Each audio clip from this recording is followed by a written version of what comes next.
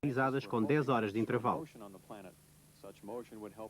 Os cientistas esperavam que estas permitissem estudar os movimentos atmosféricos, medir a velocidade dos ventos e avaliar as condições climatológicas de Saturno. Vejamos em primeiro lugar algumas fotografias do hemisfério norte do planeta. Podemos distinguir uma importante mancha acastanhada. A sonda Voyager 2 realizou imagens desta mancha no domingo e de novo esta manhã. Os dois conjuntos de fotografias permitiram detectar importantes mudanças na mancha. A mancha parece ser um anticiclone, ou seja, uma zona de altas pressões que se movimenta no sentido dos ponteiros do relógio. Os investigadores Indy Ingersoll e Gary Hunt ficaram admirados com o que observaram na grande mancha castanha.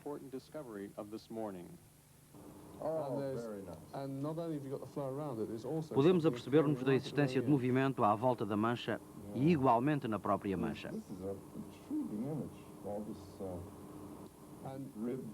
Notice also that we've got one of the points, which is almost a characteristic of anything that has a large flow. The internal part is generally sort of symmetric in its flow, but you always get the barrier, the point. A parte interna da mancha é simétrica, o que parece indicar velocidades elevadas. Pode ver-se, mesmo sem recorrer a uma sequência de fotografias, que a rotação se dá neste sentido. Mais questões se levantaram acerca de outra formação observada no hemisfério norte. Aqui vemos uma interessante formação nebulosa no canto inferior esquerdo desta imagem. Os cientistas creem que se trata de uma formação causada por ventos com velocidades da ordem dos 500 km por hora.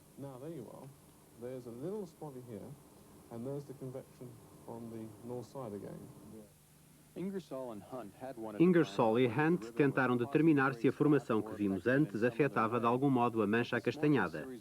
As séries de imagens enviadas esta manhã não permitiram adiantar muito sobre esta questão. Cientistas como Ingersoll e Hunt levarão alguns meses a estudar as fotografias enviadas, mapeando e medindo as formações nebulosas de Saturno.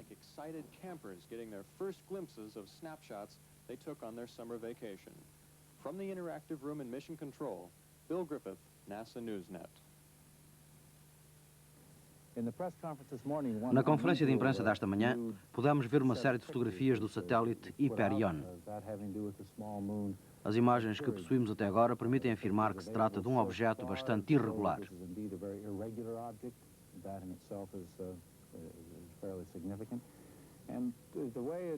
O eixo de rotação parece não estar orientado perpendicularmente à sua órbita. No entanto, melhor do que eu, Joe Kavirka, um dos membros da equipa, poderá falar-nos sobre Hyperion. O satélite parece demasiado grande para ser tão irregular. Não pensa que é um pouco fora do comum? De facto, trata-se de um corpo bastante irregular. Iremos estudar melhor o satélite à medida que nos aproximarmos. As primeiras imagens que recebemos da sonda Voyager 2 eram bastante surpreendentes.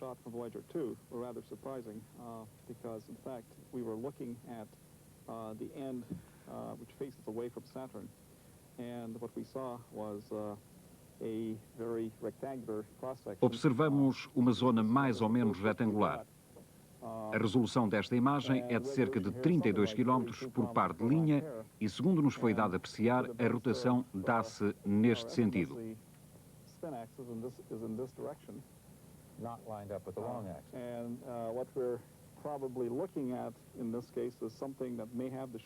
O satélite tem a forma aproximada de uma barra de chocolate. Poder-se-ia esperar que a parte mais longa do satélite se encontrasse virada para o planeta e a parte mais achatada no plano orbital. Podemos ver algumas diferenças entre as duas imagens porque foram realizadas sob perspectivas distintas.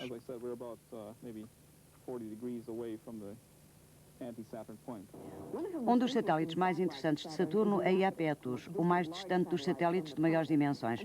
Encontro-me aqui com Dave Morrison e Jeff Plaisher, que são membros da equipa Voyager. Vemos aqui imagens das faces clara e escura do satélite. Podem dizer porque é que existem zonas no satélite que refletem mais luz que outras? A face clara contém nitidamente gelo. Sabemos-lo a partir de observações realizadas a partir da Terra. Pensamos que este facto é bastante significativo. O material mais escuro poderá ter sido depositado numa época recente. É isso que tentamos atualmente investigar. A partir das imagens recebidas, esperamos determinar se o material escuro foi produzido no próprio satélite ou não.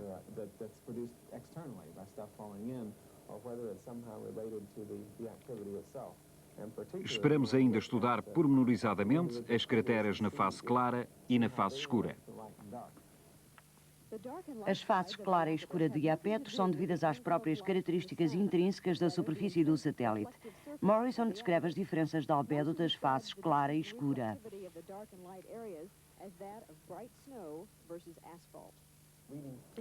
Precisamos de especular um pouco sobre o que terá acontecido em Iapetus.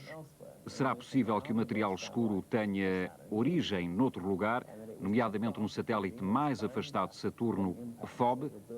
Se assim for, o material resultante de impactos de meteoritos ao longo de milhares de milhões de anos do satélite Phoebe terá sido atraído por Iapetus, fazendo com que este último possua duas faces com albedos tão diferentes. Parte da face clara de Iapetus encontra-se repleta de crateras. Outra parte é bastante plana, o que poderá sugerir que as crateras existentes foram cheias de metano no estado sólido.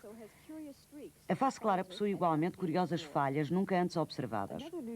Outra descoberta foi a detecção de uma cratera de dimensões apreciáveis com um fundo escuro, que poderá fornecer novos dados sobre a atividade geológica de Iapetus. As câmaras da sonda Voyager 2 realizaram uma série de fotografias do satélite através de filtros coloridos. Estas permitem aos cientistas construir uma imagem colorida de Iapetus, assim como adquirir novos dados sobre o albedo da sua superfície.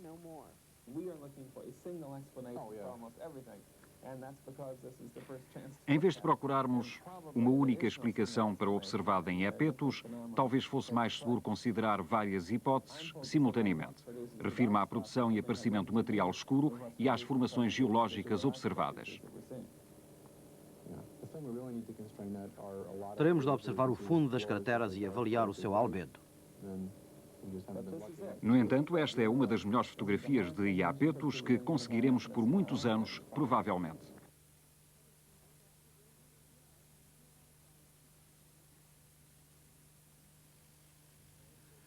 Aqui vemos a região mais externa do anel A e o fino anel F, que vislumbramos com uma certa dificuldade.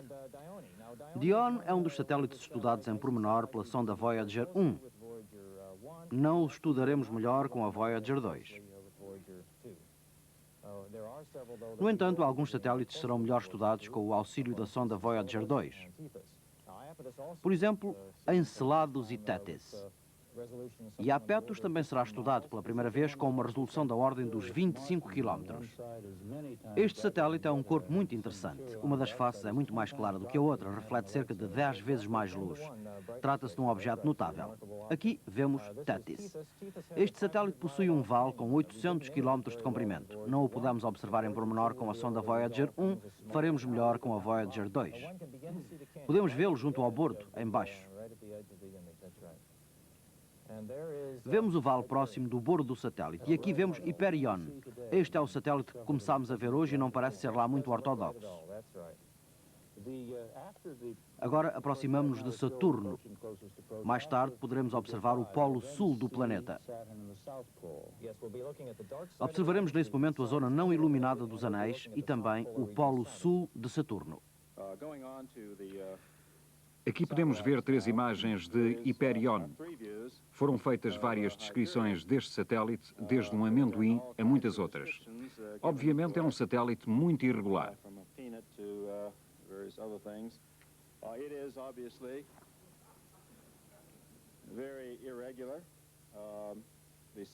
A escala não é a mesma em cada uma destas imagens. Estas foram realizadas a distâncias de aproximadamente 2 milhões de quilómetros, 1 milhão de quilómetros e 800 mil quilómetros. Aumenta de dimensões à medida que a sonda se aproxima. A melhor descrição que podemos fazer deste satélite é de que apresenta uma forma aproximada de um hambúrguer. Aqui podemos vê-lo sob uma perspectiva diferente.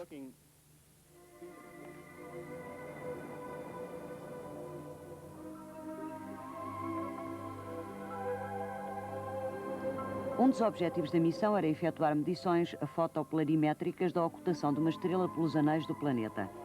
A luz da estrela Delta Scorpii é avaliada à medida que esta é ocultada pelo sistema de anéis. A experiência, que durará 2 horas e 15 minutos, permitirá ficar a conhecer melhor o núcleo de anéis do sistema, as suas densidades e espessuras.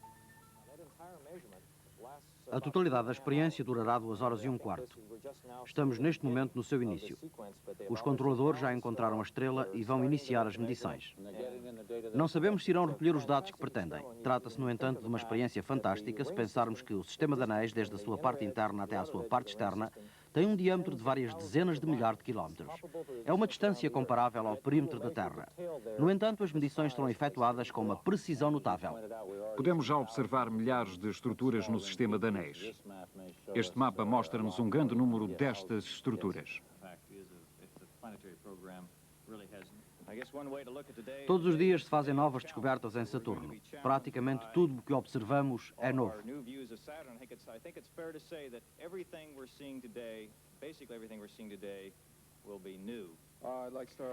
Gostaria de começar com o primeiro diapositivo mostrando um mosaico de várias fotografias das regiões de latitude elevada de Saturno. Mosaic of several images just showing a filtered view of the very high latitudes on Saturn. There's a notch out the North Polar Limb here. Podemos observar um grande número de formações nebulosas junto ao Polo Norte. Aqui podemos ver algumas destas complexas estruturas. Esta mancha acastanhada que observamos recentemente tem forma aproximada de uma galáxia espiral. É possível notar os efeitos de ventos com velocidades elevadíssimas num manto nebuloso.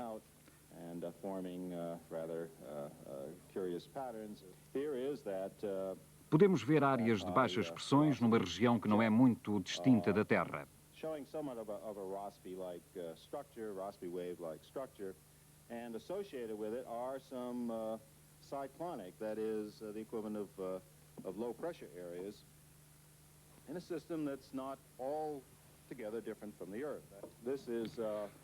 Esta é a primeira fotografia de Titã que mostramos obtida pela sonda Voyager 2.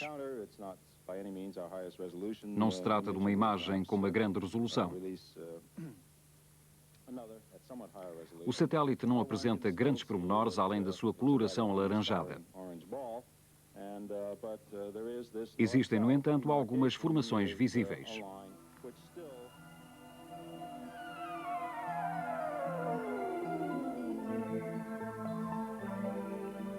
Fotografias com uma resolução elevada do planeta e dos seus satélites foram construídas a partir de várias imagens, como se se tratasse de um mosaico. A uma distância de 93 mil quilómetros, as câmaras da sonda Voyager 2 realizam uma fotografia composta do satélite Tétis.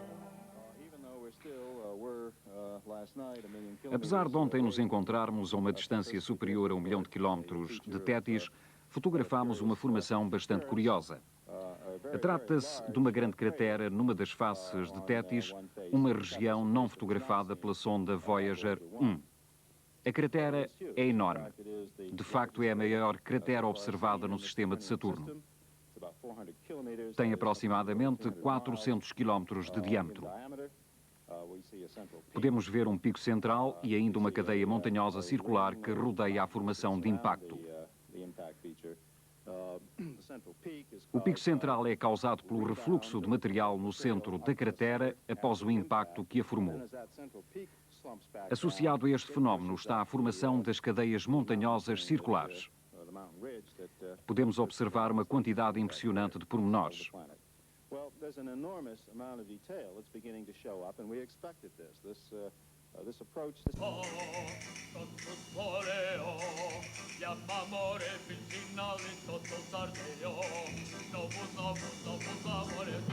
O número de anéis é em cerca de 100.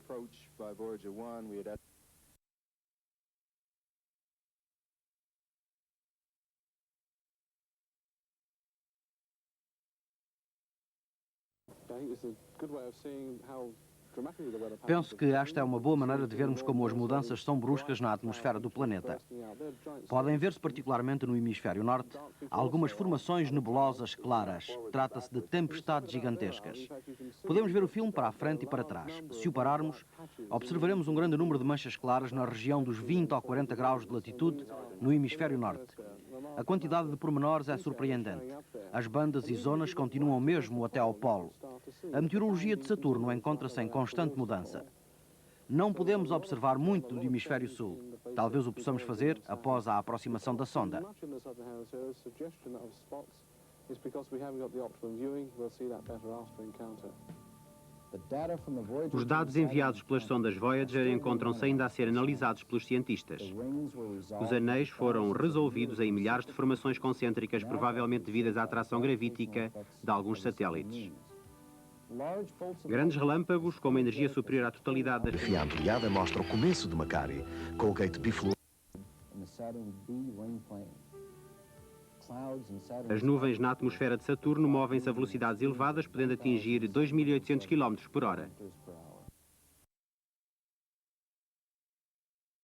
Dos instrumentos a bordo das sondas.